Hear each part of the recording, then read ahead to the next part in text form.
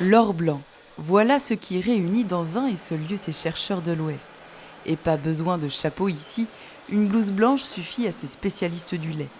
Toute une équipe travaille dans cet Eldorado d'un autre type, situé à Rennes, autrement appelé plateforme technologique. Intégrée à l'UMR STLO, il s'agit en fait d'une des installations expérimentales de l'INRA dédiée au lait et à ses dérivés. Sur 800 mètres carrés, des opérations technologiques semblables à celles que l'on retrouve dans l'industrie laitière sont réalisées à plus petite échelle grâce à des équipements pilotes flexibles et modulables et à des compétences reconnues au niveau international.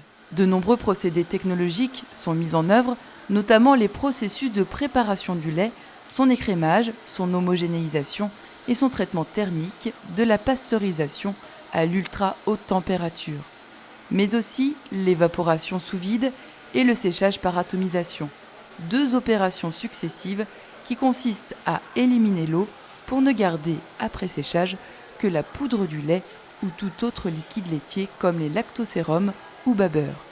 Le tout dans des conditions maîtrisées en tenant compte de la qualité des produits et des consommations énergétiques. Éco-conception veut dire économie d'énergie, économie de l'eau, limiter les éliminations d'eau trop importantes et puis réduire la consommation d'énergie, donc en préservant la qualité du produit à la fin. Et donc on est dans cette démarche-là, sachant qu'on a un grand savoir sur les technologies, sur la succession des étapes technologiques. Aujourd'hui, on cherche à intégrer cette démarche d'éco-conception. Éco-concevoir, c'est par exemple utiliser des capteurs plus précis pour les expérimentations sur ces technologies membranaires afin d'évaluer les performances de l'opération et donc de mieux la maîtriser. Une filtration qui permet de séparer les constituants du lait en fonction de leur taille, en obtenant à l'issue de ce cracking de liquide entier des fractions différentes en termes de composition et de propriétés techno-fonctionnelles. La plateforme dispose par ailleurs de 2 ateliers fromagers pour la fabrication de fromages à pâte pressée et à pâte molle. Grâce à ces conditions semi-industrielles, les membres de la plateforme peuvent analyser finement ce type de cahier fromager dans le laboratoire situé quelques mètres plus loin, bénéficiant ainsi de l'expertise scientifique des chercheurs et ingénieurs de l'UMR STLO.